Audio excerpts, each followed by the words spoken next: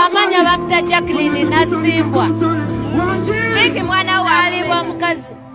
Fiki mwana wange yasooka amutako wakubiri n'abaana aba. Alright, ndowooza muwulidde ka video kakyali kawanvu ebigambo bya maama wa Fake Famake nga tanaba kubeera nga afa byonna nsobodde okubeera nga mbikompayiringa njagala obiwulirize bulungi wano wenyini wogenda otegeera nti ebyaddala ono omukyala yali amanyi anytime from now agenda oyinza okwewakanya osobola owakana naye nga gebwo ki amazima naye nga tetunagenda nyongera okujjukiza video eno gimpereka like bw'oba omaze subscribing weegatte ku mukutu gwaffe guno olunaku olwaliro nga bwe nkugambye Fake Famake bwe yalabye eno message amaziga gamuyiseemu ate ye muto wa Fake Famake we yabirabye nasobola okubeera nga hazirika bonna tebanaba kubeera nga bakikkiriza kubanga omukyalo olunaku olw'ejjo bamututte wali ekibuli nga kyalinamu amaanyi ndowooza akatambi wa vidiyo egyo mu kubeera ng'olaba n'akafaananyi olabira ddala nti no omuntu abadde alinamu essuubi mbu agenda kubeera nga akola ki asimatuka olunaku olwaleero abasobodde okubeera nga bakabatemba ndowooza zabadde nga 9 ne bamugamba nti no maama teyasobodde okubeera nga akimaking abadde babuuza ku details z'okubeera nga ddi bwe bagenda oziika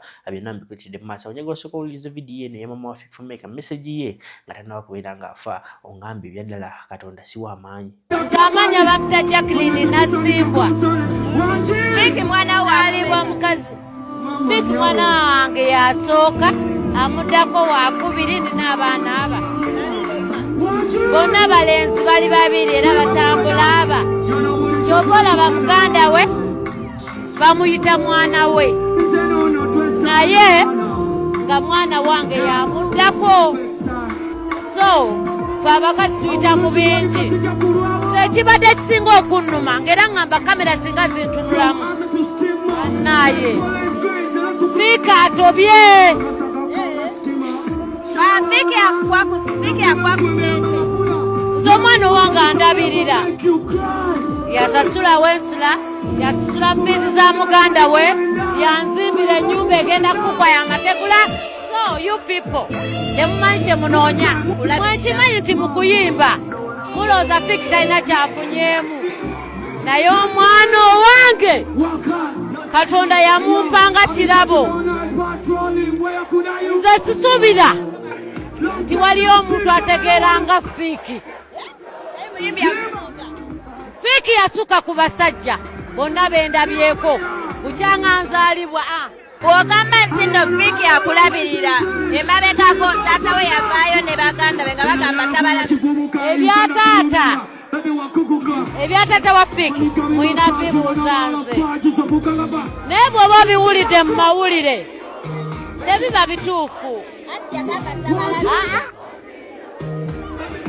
Fiki oyo gw'olaba omwana omunaka tanazimba yadde akaluumu yazimbira dda kitaawe nange eyange egenda kuggwa ate nga tevudde mu kuyimba yangulira ettaka nga tanakola kyo yawa amaliriza ennyumba nga tanakola kyeno ennyumba eyange egenda kuggwa era mugenda kujja era muyina okujja so bino bye bamwogerwako bonna enva kibuli ku ddwaliro maama wa Fake Famake gye yafiiridde.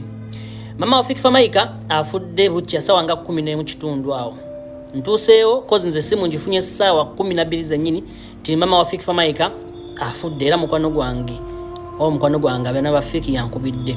Nenvuga nentuukawo nsanze gravity yakavaawo bakalo kasiita kozi babaddewo naye Fake Famake musanzeyo nga musajja wattu takyategeera nga yawunze dda nga tategeera ngo wobimanyi omuntu ng'afiiriddwako maama. Maama wa Fake Famake agenda kuziikibwa Luweero. Olumbe tebannaba kusalawo watuufu wawo agenda ku like olumbe obagenda oduteeka cause Fake Famake abagamba mbu yazimbira maama we ennyumba so bayinza omutwala eyo maama we gy'abadde abeera oba ekawempe oba ne bamuvuga paka mu kyalo Luweero olunaku olwaleero. So tugenda batubawo updates zonna kubinagenda mu maaso n'okuziika enteekateeka zonna. Cookie promotions as well wabaddewo bawembule bangi ababaddewo awo ku ddwaliro naye wetuviidewo nga bonna bagenzi nga Fake Famake takyategeera yawunze dda ne bamutwalayo wakasooka awummulemu kuba abadde n'ebivvulu bingi byabadde alina okukola. Oli ku Lugambo Nation tujja batubawo updates zonna paka Luweero mu kyalo. Lugambo Nation. kitalo nnyo nyini dafi fameka tukusaasirako okuviirwako mu mami ekyo kale kyamfiringisa nenzikakkanamu nga njagala nenva eno nze kale nze newemba ngoba sinnazimba naye nga wengende wa mama wange nga mama wange abeera mu lubiri ng'abeera mu nnyumba nga nnene ekisobola okunsanyusa ngamba nze kale nze ndiyala naye mama wange Doni okitegedde mama wange Doni essanyu lyo weeriri awo wammala so long as mommy is happy. Yes. Toyagala kintu kimu stressinga. Mama wange Doni. Mama wange Doni nenze mukolera. Okategedde. It's hard. It's a hard decision, It's a hard decision in life. Avubuka abasinga me happy. Fenna tusooka nnyo okwesanyusa. Anze kyo kinsanyusa. Kinsanyusa. Nga waliwo emmotoka evuga maama emuyingiza mu gate n'afuluma n'ava mu lubiri lwe. Mwana kati nze njagala ki sinnazaala nkolera ki sinnabazaala mukola of course ze ndi mbulamu bulungi neeyagala newemba ngambye nyumba katugambe enzimbye ennyumba emaka ag'amaanyi gaaki nkyasobola okukola ennyo n'enzimba ennyumba ennene kati mama wange alina okuba nga ali mbulamu bwalina obeeramu nga yeeyagala ekyo kimu nange nakisabako Allah bambi waliwo emmotoka gye njagala okugulira mama wange oba ndi bangivuze oba naye waliwo emmotoka gye njagala okugulira maama wange naye nkyakikolerera kyakikolera mpola mpola. How was that day when you were handing that house to your mom? Olunaku lwakya lutya Vicky nga ekirooto ky'okuba maama ennyumba ogizimbye kati ennyumba oga maama ennyumba esikeranga nko nengikwata neŋŋamba mama because sinti yaggwa okutuuka ku level wengambira nti gigjeeko engalo. And I think it's because I wanted the best for her. But yaggwa okutuuka ku level yewawulira nti she wants to be inside that house.